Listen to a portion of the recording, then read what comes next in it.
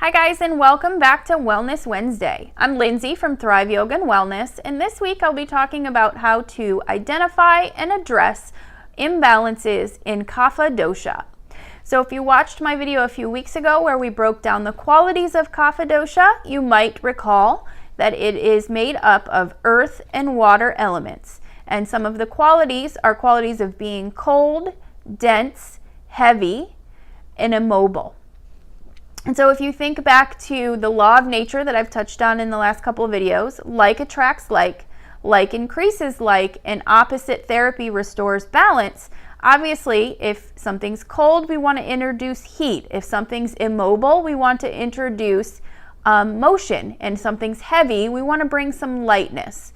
So in talking about how imbalances might present in Kapha dosha, some of the things that you might see physically would literally be a feeling in the body of just heaviness. Digestively, if you've ever heard somebody say, or maybe you felt yourself after you eat and you say, oh, my stomach feels heavy. It feels like my food's sitting in my stomach like a brick, and you're not digesting it very well, that might be a sign of increased Kapha dosha.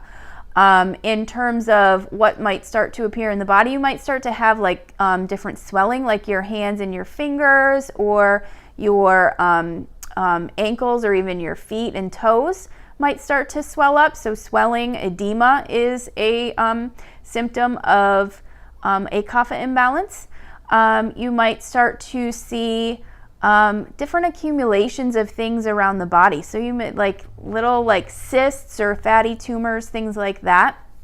Emotionally, you might start to feel kind of depressed, kind of like stuck in a routine. So Kapha dosha, if you recall from the video, really likes routine, but when things become too regulated, they tend to kind of feel stuck in a rut and get depressed, and just be kind of tired, draggy, not want to do a whole lot, or even become kind of clingy and attached to things or people.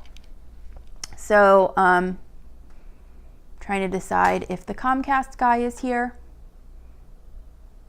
I don't know. I'm going to keep going. So anyway, so those are some signs of imbalance. So in terms of opposite therapy, Kapha dosha, if you're feeling like you don't want to move, that's exactly when you should be moving. You want to stay active and try to do some exercise that's somewhat vigorous. So things like running, things like power yoga, challenging yourself to try new things physically as well, kind of breaking out of whatever routine or rut you've gotten yourself stuck into.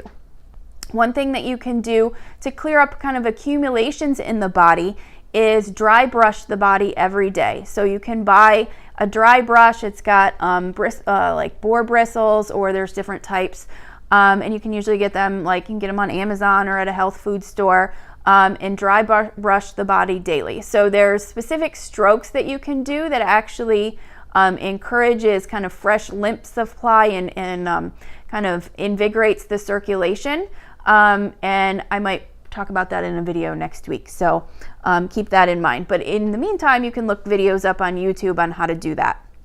In terms of your diet, you want to avoid heavy and fried foods, like oily foods, and try to limit your salt intake. Those are extremely aggravating to Kapha dosha. You want to eat lighter, so lighter soups, broth-based soups, salads, things like that. And then the other thing that you would want to do, and Kapha doshas really like taking naps during the day, you want to try to avoid taking naps.